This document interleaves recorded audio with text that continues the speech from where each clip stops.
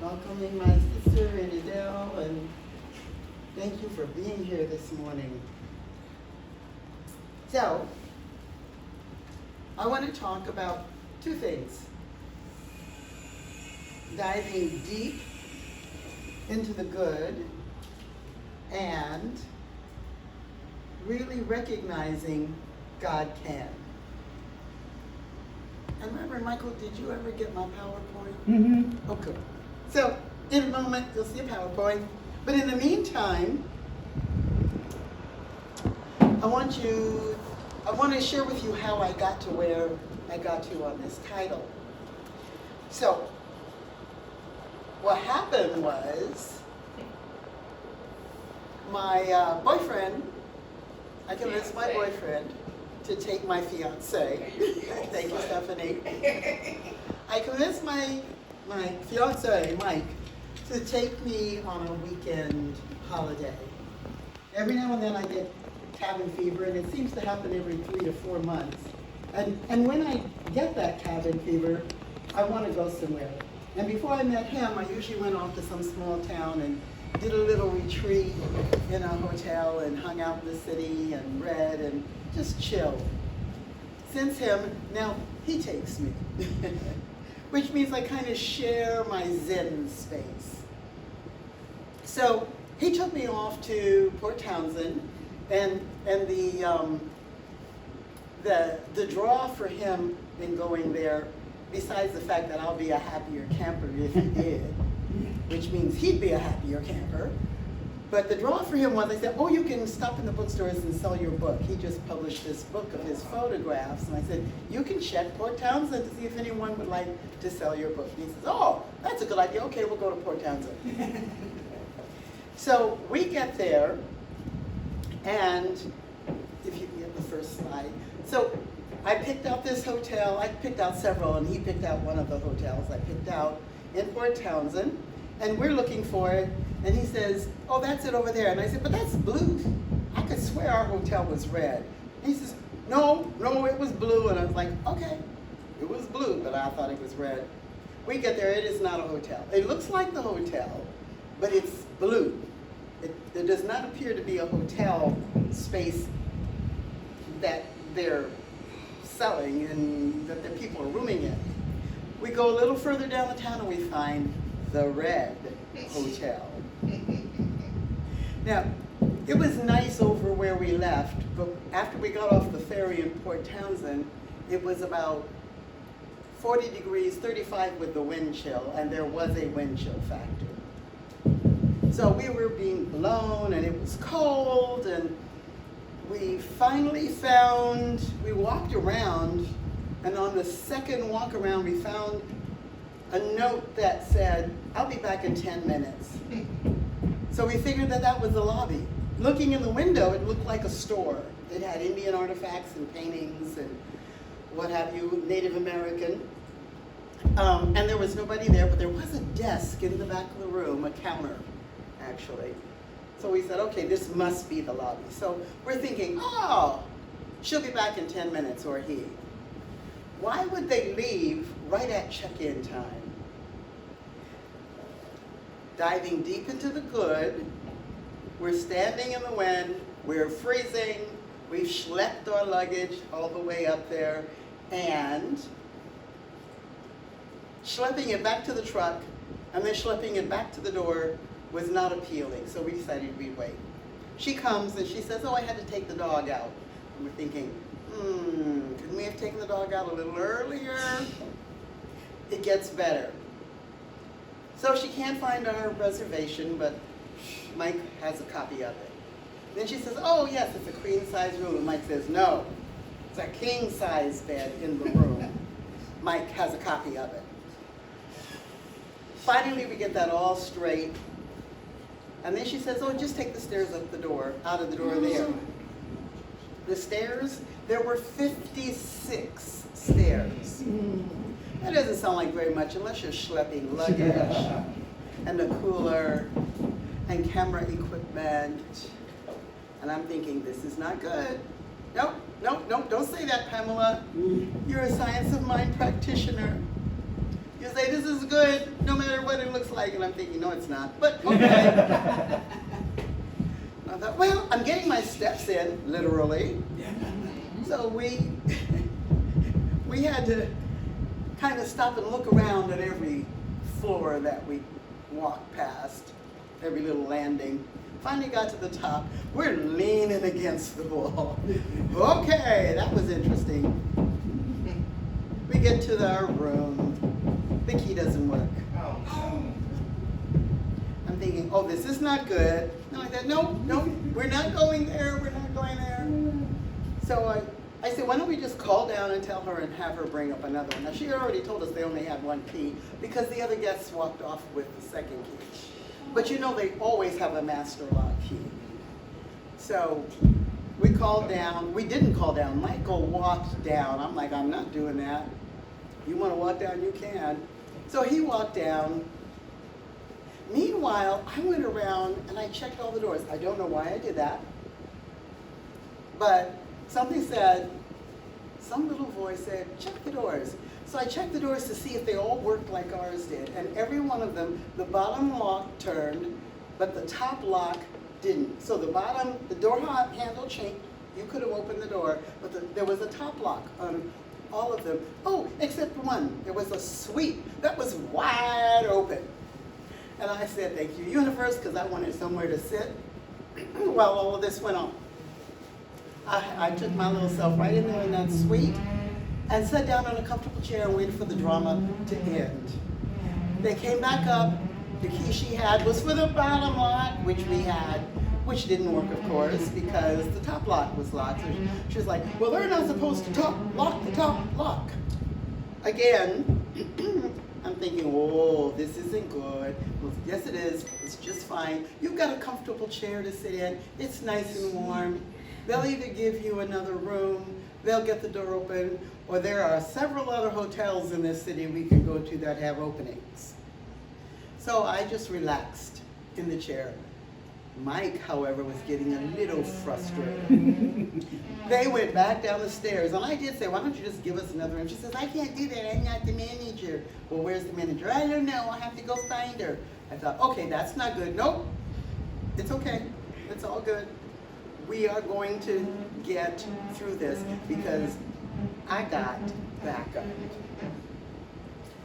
To make the long story short, she did end up getting the manager.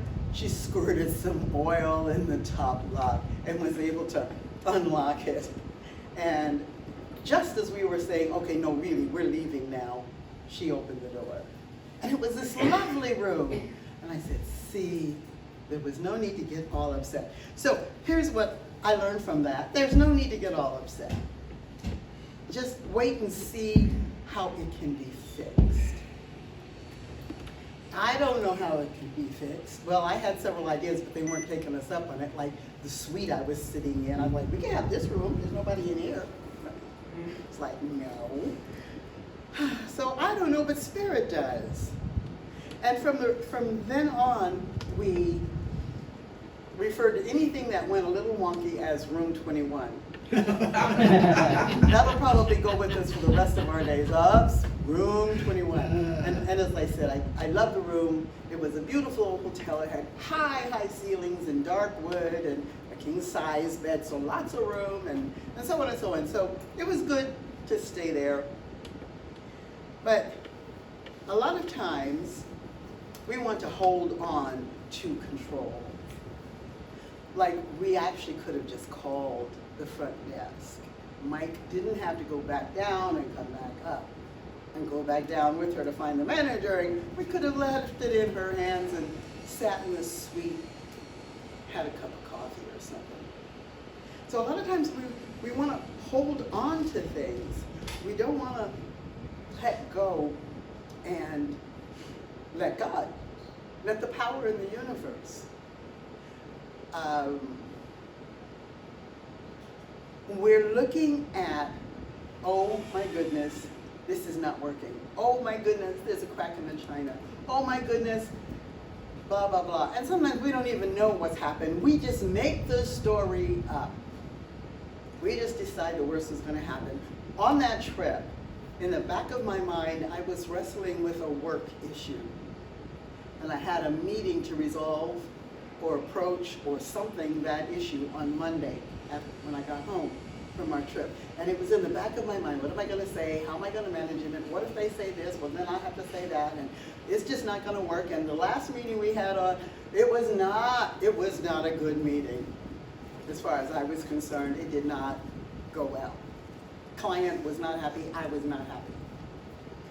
So I thought, well, what am I going to do about this? And I talked to a couple of folks already. But I'm open, I said with gritted teeth, to allowing it to just flow. And not write up an agenda of what I'm going to say and imagine what the client is going to say and go. I'm open to hearing a unique approach. That's when that's when spirit winks at us. Sometimes we get these little, there you go, little winks from the universe, and they can be little hints, little indications that spirit is in the mix. Like you can hear a song and it'll have a refrain that'll stick with you, and we can have the next slide. Okay. It'll stick with you, and it'll actually be the solution to your problem. So that's what I was saying. We let go of being in the way of things happening. Next slide, please. The otter? Yes, and this is, the otter is going with the flow. They just have a wonderful time just sitting in the water, going along with the waves. We're not good about going with the flow. And the other reason I chose this picture is when I talked about being deep in the good. Yes, I'm going back between these. I'm toggling back and forth. Deep in the good. A lot of times I feel that we are superficial on the good. We check the little boxes. These were the good things that happened to me. Yes, this is all good. Since I went to Cuba and saw how those people were living, I do not take running water and plaster on the walls in my house and a roof that doesn't leak. I don't take that stuff for granted anymore. I don't take the diversity of the diet, the options we have as far as what to eat. Yes, we're complaining about the grocery store prices, and they're complainable, but we have grocery stores, and we can go buy that stuff, and we have money to buy it, or we have even options for those who don't have the money to buy it to go to markets that are set up for people who need the food. And we have people who donate to that. Don't have that in Cuba. That is not what those folks had. So when we're saying, oh, okay, I'm thankful for the food on this table, get serious about it. It could be different. When we're saying, oh, I'm thankful I woke up in my right mind this morning. Now, of course, that's relative. I do understand that. But I woke up in my form of right mind this morning, and wait, I woke up. How about that one? Amen. I woke up, and I can get out of the bed. And then, yeah, I can think. And I can see once I open my eyes. So we have this good. And going deeper into it, this is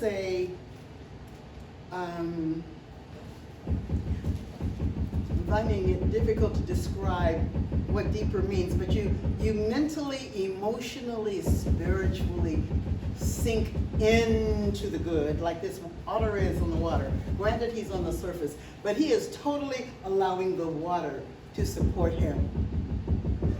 That's what we do with the good. Just sink into it. And what happened while we were in Port Townsend, as we sank into the good, oh my gosh, the good just came out of the woodwork. did not get anybody to agree to sell his books. But he did get a lot of compliments, and they said it was nice, and it was encouraging, and so on and so on. But what we did get, oh, next slide, please. As we dove into the good, divine guidance is ours for the asking. Oh yeah, that one. Okay, so divine guidance is ours for the asking before what we did get. The answer to any problem which can ever confront us already exists in the center of our being. In other words, we've got the answer. And it is amazing. That sounds like a very superficial, all of the knowledge is within us. And when we're busy struggling, trying to understand that knowledge, it's difficult to believe that the knowledge is in us when I'm not getting an answer. I don't know how many of you have been in that place. What is it? What is it? What's the answer? We need to solve this problem. And it's not coming, regardless of what Ernest Holmes said in the Science of Mind book about we have all the answers. I'm not feeling it and I'm not hearing it. But it's there. And I guess it takes its own time showing up and picks the moment to show up. I want to read a story that Science of Mind sent us for this topic today. And the reason I'm reading it, I could tell you the story because it's my story, but this is not my story. This is somebody else's story. I thought, but it's my story. Anyway, it goes like this. Lynn Nowicki was in her mid-60s and knew she needed a big change. Her career at the time provided financial support, but she was hating it. Retirement was not a word in her vocabulary. Instead, her heart yearned for right work for all her remaining days and years. How many have been there at some point? Where you want the perfect job, or the job that grabs you, that connects with your passion, and pays. So her goal was to have a new vision for whole life abundance. So that meant good in all parts of her life. But over the first few weeks of, in search of her new direction, she enrolled in a prosperity class at CSL. And over the first few weeks of the class, she found herself increasingly frustrated. Her classmates were having breakthroughs left and right through their visioning and their journaling and their dream revelations. She was getting nada. She journaled, she meditated, nada.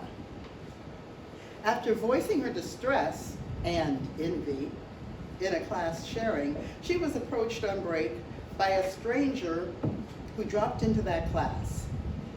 Maybe your new vision isn't coming into focus because you're looking too far out ahead. Try focusing in closer to where you are right now and see what happens. So instead of thinking, I want this to happen and I want it to solve all my life problems and I want to be happy for the rest of my life, she just went inside and she said, what do I love? What's calling to me? And it turned out that what was calling to her was to be a minister, which she has said, I will never do. And so one step at a time, she enrolled in ministerial school. She ended up being a minister. She leads a church. It is what she wants to do until. And the reason I was taken by it is I had the same question. I had said the same thing. I was tired of my job, my work I was doing. I wanted to do something that matched my passion. I had to figure out what my passion was. I had already said I'll never be a minister. The minister of our church had given me an application. I drove 45 minutes back to her house to give it to her in person back. Give this to somebody who wants it. It's not me. But a year later, I put an application in and I said, well, if it's to be, they'll take me. They took me, and the rest is history. So sometimes we're trying too hard to figure it out. we're doing due diligence, like corporate America says. We're adding up 1 and 1 are 2 and 2 and 2 are 4. And here's my list of, I do this all the time. Here are my list of strengths. Here is my passion. Here are my accomplishments. How do I work all of that into my next move? And several times that hasn't been enough. In fact, I'm kind of in that place right now. But I know more now than I did then, and I'm just letting it go. I'm being that little otter and floating, floating, floating. So diving into the good. One of the things, and I thought about, what did I do wrong that I would change the next time? For example, I worked for one company for 12 years, and for 12 years, friends of mine heard me complain. There's no wonder I didn't have a whole lot of best friends. They got tired of my behind talking about, I don't like this and I don't like that. Well, 20 years later, looking back on that experience, I had multitudinous opportunities while I was there. Right about the time I started looking for another job, because I did, I was like, okay, I'm over this, I'm going to interview. My manager would give me a new project that would catch my attention. She wouldn't even say, Pamela, how would you like it? Wouldn't you? She just said, okay, you're going to do this. And I was like, oh, okay. And whatever that this was, for the most part, it was wonderful. There was a time when they kept giving me the job of the people who quit when I was doing my job and their job. That was not so wonderful, but I did learn to manage what people did to me. And the third time they did it, they were happy to get a replacement really quickly. I helped them understand it would be good for all concerned. But mostly I had these wonderful opportunities. I got good pay. And if I had stopped whining and complaining about the things I didn't like about it, and yes, there were some things not to like about it, but to tell you the truth, I think I blew them up too much. I do. I think I leaned over more to what was getting on my nerves, and I leaned less into the good that was there. So going back to that deep diving into the good, it also requires being open. Being open. Being willing to see that this is good, and like a little otter just floating in it. Next slide, please. We can pass by the diver, Michael. Yeah, that one. So ideas are coming to me at every instant, and they offer me a greater portion of life than I now have. I accept them and increase my good. So this is saying, be open to the little ideas that come to you, and follow them a little bit. You know, we're really busy saying, oh, that's an idea, nah, it'll never work. No, I can't do that. That's not me. Somebody was just saying to me yesterday, and I can't remember what the discussion was, but I remember she kept saying, but that's not me. And that was the point. She needed to be not her. But I didn't say it like that, because you know that would not win me any friends or convince her. But I was like, but I did tell her, well, you know, that's the whole point. We're talking about having a totally different experience of yourself, moving outside of the skin of your body and being open to something totally different. Asking the question, for example, what if? What if it worked out? What if it isn't as bad as it looks? What if that could happen to me? What if? I've always loved that. Somebody had it as their tagline in their commercial. What if? And then all the people in the company work that way. What if? What if we could get a man to the moon? You know, JFK was told, it can't happen. And he said, what if it could? He didn't actually say what if it could. He said, it can, and you will make it happen. So they had to think, well, what if it could? What if we could do this? And then they did it. And that's the beauty of what if. What if opens us up. We stop saying, it's not me. And you look at, well, what if it was you? I have put on personalities of my friends when it's not me, because there's a lot of it's not me. And I channeled somebody who was very outgoing when I was in prac training in California. I'll never forget it, because she was so out there. I was like, so not me. But I decided, because we had an assignment to go out and make something happen, I said, well, I'm going to pretend I'm so-and-so. I got so into being so-and-so that at one point when it was late at night, I was in downtown Oakland over by the building I work in, and there were no people around. And these two kind of shady looking guys were coming my way. And they were coming like that, so I knew they had a little bit to drink. And I looked at them and they looked at me, and I said, hi! How you doing? Nice night, isn't it?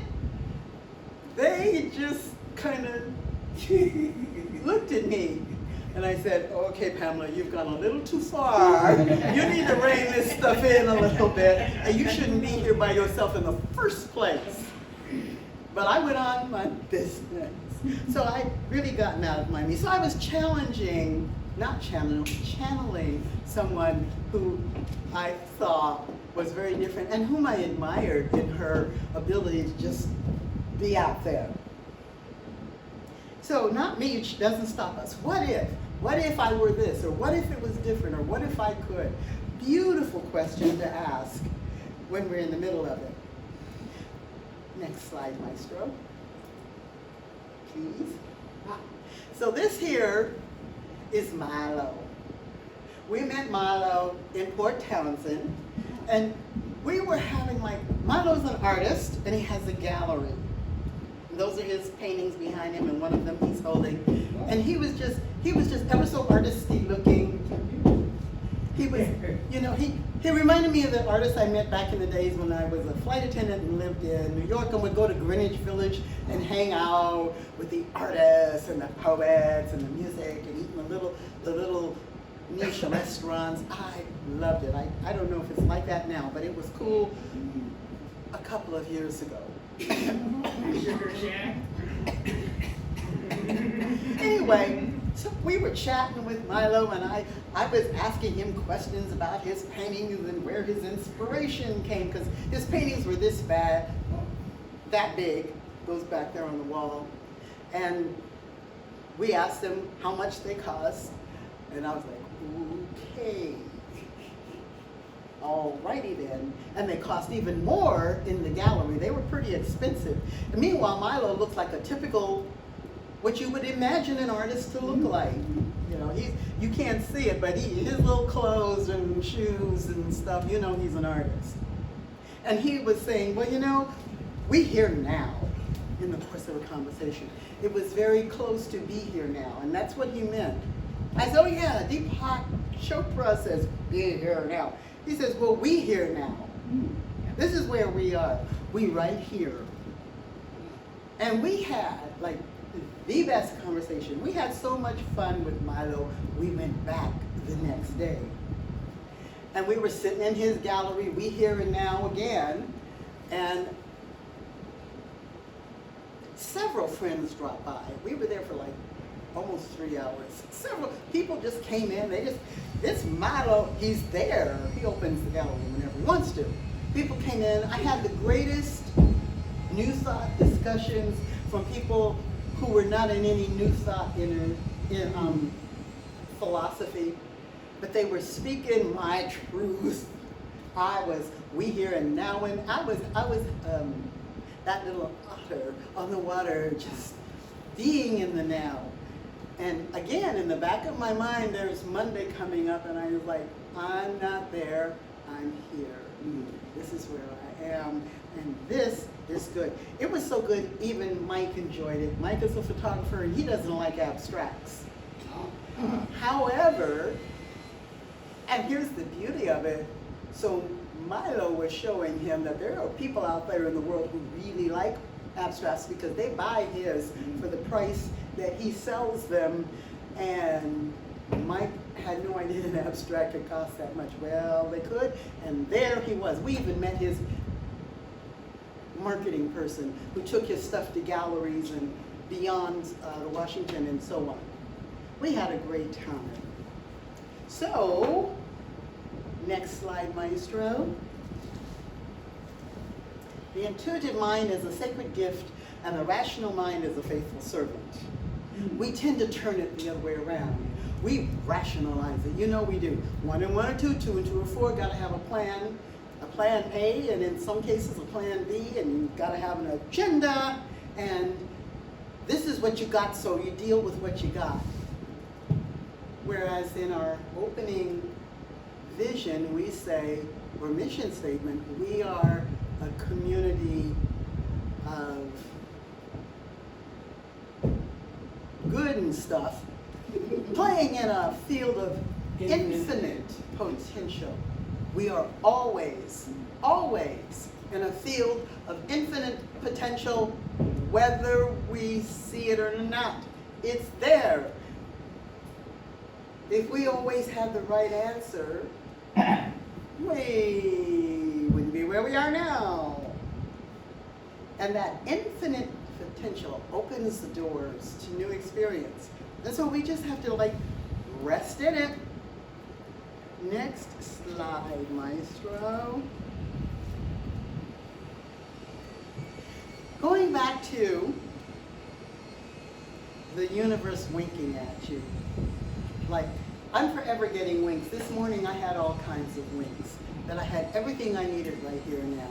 I was looking for my notes, and I thought, oh my God, I packed the notes. I need to get out of here and get on the ferry. I don't really have time to open the suitcase and go through my stuff and find my notes because my paperwork was at the bottom of the suitcase. And then I looked to the left, and I had left the notes out right where I was supposed to so that I would see them to remember to take them with me out of the door. That happened all morning. And then I was also rushing to get out of there because I needed to go back home because I got a call from the alarm people that there was movement in my den, which meant potentially somebody had broken into my house because there's nobody and nothing in my den that would be moving. So I said, okay, I know what I'm talking about this morning. I'm going to practice it. I am not going to assume the worst. And I'm going to say, well, what if it's a glitch in the alarm? Or what if they didn't take much? Or what if they came in, the alarm went off, and then they left? I said, okay, there's all these scenarios. What if I leave it alone and figure it all out when I get there? How about them apples? So that's what I did. Went back home, checked the house, nothing. Some sort of bug in the alarm. The alarm does have its bugs now and then. And I thought, see, I could have tortured myself all the way here. It's a 2-hour drive with the ferry. I could have tortured myself with, oh my God, somebody broke into my house and they did this and they did that and they probably did this and they may have done that. But I had my laptop, my favorite laptop with me. I said, they may get the backup, but they won't have the favorite, and so on and so on. So I let it go, had some coffee and cake, and listened to music all the way in, only to find out, no problem. That was good. So, knowing that we got, next slide. Yeah, this is another, all of these photos are Mike's photos. I like this one for the what if, this graphic. He's sitting on top of a pile in the water saying, what if? Next slide, please.